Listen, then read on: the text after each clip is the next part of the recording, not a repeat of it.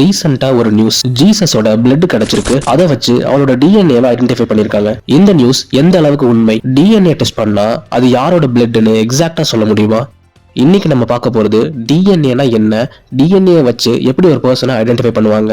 வீடியோவை ஃபுல்லா பாருங்க. வெல்கம் டு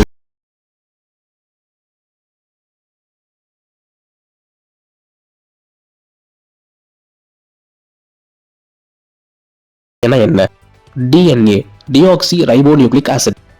இதை பத்தி உங்களுக்கு புரியணும்னா ஃபர்ஸ்ட் நீங்க செல்னா என்னன்னு தெரிஞ்சுக்கணும்.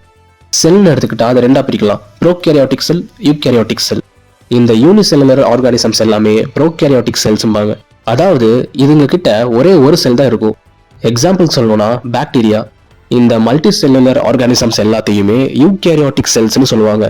அதாவது ஒன்னுக்கும் மேற்பட்ட செல்ஸ் இதுங்க கிட்ட இருக்கும். எக்ஸாம்பிளுக்கு சொல்லணும்னா பிளான்ட்ஸ், அனிமல்ஸ். நம்ம ஹியூமன்ஸ் கூட அனிமல்ஸ் கீழே தான் வருவோம். ஒரு மல்டி செல்லுலர் ஆர்கானிசம்ல நிறைய செல்ஸ்லாம் சேர்ந்து தான் ஒரு டிஷ்யூவை கிரியேட் பண்ணும்.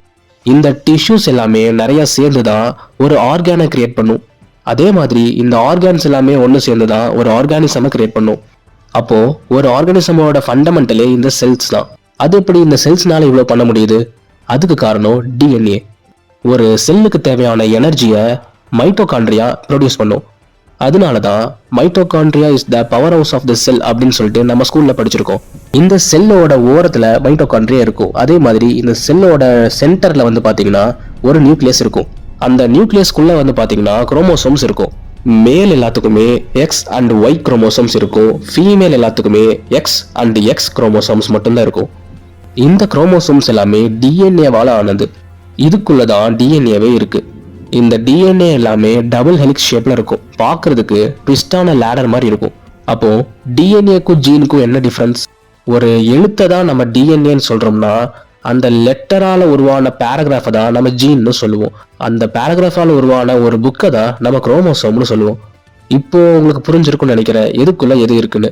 இந்த யூனிவர்ஸ்ல இருக்கிற ஆல்மோஸ்ட் எல்லா ஸ்பீசிஸ்க்குமே டிஎன்ஏ அப்படிங்கிறது இருக்கும். ஆர்என்ஏ வைரஸ் மாதிரியான ஒரு சில வைரஸ்க்கு மட்டும் டிஎன்ஏ இருக்காது. அதுக்கு பதிலாக ஆர்என்ஏ இருக்கும்.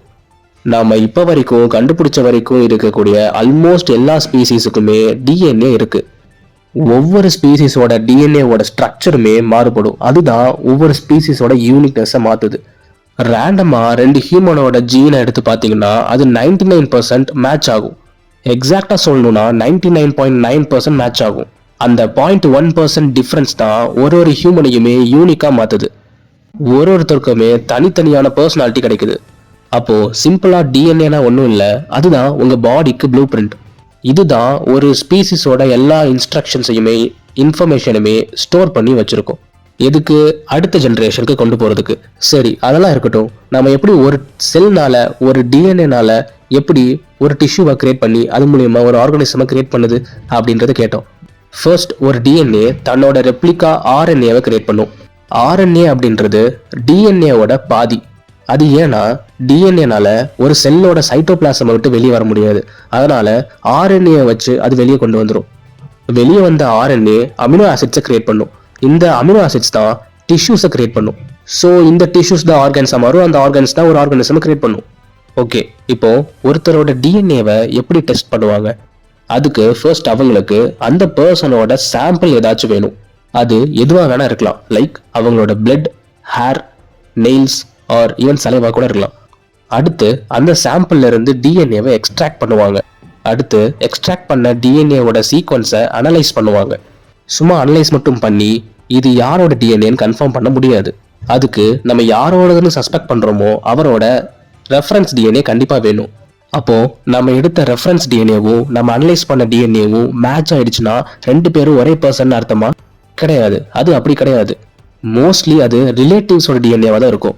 ஃபார் எக்ஸாம்பிள், ஒரு அப்பாவோட டிஎன்ஏவை நம்ம ரெஃபரன்ஸா எடுத்துட்டு அவங்க குழந்தையோட டிஎன்ஏவை நம்ம அனலைஸ் பண்ணோம்னா ரெண்டு பேரோட டிஎன்ஏவும் 98-99% ஆல்மோஸ்ட் மேட்ச் ஆகும். அதுக்கு அர்த்தம் ரெண்டு பேருமே ஒரே ஆள்னு அர்த்தம் கிடையாது. ரெண்டு பேருமே ரிலேட்டிவ்ஸ்னு அர்த்தம். ஸோ அதனால தான் ஒருத்தரோட குழந்தை அவங்க குழந்தையான்னு கன்ஃபார்ம் பண்ணுறதுக்காக அவங்க டிஎன்ஏ டெஸ்ட் எடுக்கிறாங்க. இதுக்கு காரணம் ஒரு குழந்தையோட டிஎன்ஏ 50% ஆல்மோஸ்ட் பேரண்ட்ஸ் கிட்ட மேட்ச் ஆகும். 25% அவங்க கிராண்ட் பேரண்ட்ஸில் யாராவது ஒருத்தவங்க கூட மேட்ச் ஆகும். அதனால தான் ஒரு குழந்தை பார்க்க அப்பா மாதிரி இருக்காங்க, அவங்க தாத்தா மாதிரி இருக்காங்க, சித்தப்பா மாதிரி இருக்காங்க அப்படின்னு சொல்லி நம்ம பேசுகிறோம். டிஎன்ஏ டெஸ்ட் எடுத்தா நம்ம சீக்ரெட் ஃபேமிலி ஹிஸ்டரி எல்லாம் லீக் ஆகும். ஓகே, இந்த டிஎன்ஏ டெஸ்ட்னால ஜீசஸை ப்ரூவ் பண்ண முடியுமா? இவங்களுக்கு 2000 இயர் ஓல்டான பிளட் சாம்பிள் கிடைச்சிருக்கு. அது ஜீசஸோட பிளட்னு சொல்றாங்க. இதை கன்ஃபார்ம் பண்ண முடியுமான்னு கேட்டா ஆல்மோஸ்ட் இம்பாசிபிள் தான் சொல்லி ஆகணும். அதுக்கு ரீசன்ஸ் வந்து பாத்தீங்கன்னா, ஃபர்ஸ்ட் நோ ரெஃபரன்ஸ் டிஎன்ஏ. நான் ஏற்கனவே சொன்ன மாதிரி கம்பேர் பண்றதுக்கு ஒரிஜினல் சாம்பிள் வேணும், அது நம்மள்ட்ட இல்ல. Second, DNA degrades. Jurassic Park part 1ல நம்ம தாத்தா தெளிவா சொல்லியிருப்பார், மஸ்கிட்டோஸ் அது டைனோசர் காலத்துல இருந்தே வாழ்ந்துட்டு இருக்கு. ஜுராசிக் பீரியட்ல வாழ்ந்த ஒரு மஸ்கிட்டோ ஒரு டைனோசரோட பிளட்டை குடிச்சதுக்கு அப்புறம் அதை டைஜஸ்ட் பண்றதுக்கு முன்னாடியே ஒரு மரத்துல போய் உட்காருது. அந்த மரத்துல இருந்து வந்த பிசின் அந்த மஸ்கிட்டோவை கவர் பண்ணி அப்படியே மண்ணோட மண்ணா ஆக்குது. ரொம்ப வருஷம் அதை பதப்படுத்தி வச்சிருந்து அது ஃபியூச்சர்ல எம்பரா மாறுது. இந்த எம்பர் மனுஷங்களோட கை கிடைக்கும் போது அதுல இருந்து பிளட்டை எடுக்கும் போது கூட பியூரான டிஎன்ஏ கிடைக்கல. பியூரான டைனோசர் டிஎன்ஏ கிடைக்காதனால தவளையோட டிஎன்ஏ மற்றும் மற்ற உயிரினங்களோட டிஎன்ஏவையும் கூட ஆட் பண்ணி டைனோசர் டிஎன்ஏவை கிரியேட் பண்ணிருப்பாங்க. ஏன்னா வருஷங்கள் போக போக டிஎன்ஏ டேமேஜ் ஆகும். அதனால வேற வழி இல்லாம அவங்களே டிசைன் பண்ண வேண்டியதாயிடுச்சு டைனோசர்ஸ். 2000 வருஷத்துக்கு முன்னாடி கிடைச்ச ஜீசஸோட டிஎன்ஏ கண்டிப்பா டேமேஜ் ஆயிருக்கும். ஸோ அதை மேட்ச் பண்ணி பார்க்கறதுக்கு கண்டிப்பா பாசிபிள் இல்லை. அடுத்ததா கண்டாமினேஷன். நிறைய பேர் டச் பண்ணும்போது டிஎன்ஏ மிக்ஸ் ஆகிடும். ஓகே, இந்த டிஎன்ஏ எங்கெல்லாம் நமக்கு ஹெல்ப்ஃபுல்லா இருக்கு? Crime investigation. ஒரு கிரைம் சீன்ல ஒரு கிரிமினலோட ஹேரும் அவரோட டேட்டாவும் கிடைச்சா மட்டும் போதும் அந்த கிரிமினலை ஈஸியா ஐடென்டிஃபை பண்ணிடலாம். ஆனா இந்த ஐடென்டிக்கல் ட்வின்ஸ் கேஸ்ல இது டிஃபரெண்ட். ஏன்னா அவங்களோட டிஎன்ஏ ஆல்மோஸ்ட் சேமா இருக்கும். ஈவன் நம்ம டெஸ்டே கூட கன்ஃபியூஸ் ஆகும். இப்போ நெக்ஸ்ட் வந்து பாத்தீங்கன்னா எக்ஸ்என்ஏ. எக்ஸ்என்ஏனா ஜீனோ நியூக்ளிக் ஆசிட். இது புதுசா சிந்தட்டிக்கா நம்ம சயின்டிஸ்ட் புதுசா கண்டுபிடிச்சிருக்காங்க. இது டிஎன்ஏ அண்ட் ஆர்என்ஏ பண்ணக்கூடிய எல்லா வேலையும் பண்ணும். ஆனா இதுக்கு டிஎன்ஏவோ ஆர்என்ஏவோ தேவை இல்லை.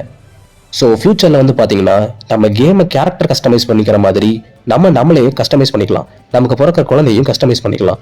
ஸோ ஃபியூச்சர்ல இந்த டெவலப்மெண்ட்டை பத்தி நீங்க என்ன நினைக்கிறீங்க? உங்க தாட்ஸை கமெண்ட்ல லீவ் பண்ணுங்க. இந்த வீடியோ பிடிச்சிருந்தா லைக், ஷேர் அண்ட் சப்ஸ்கிரைப் பண்ணிக்கோங்க. தேங்க்யூ.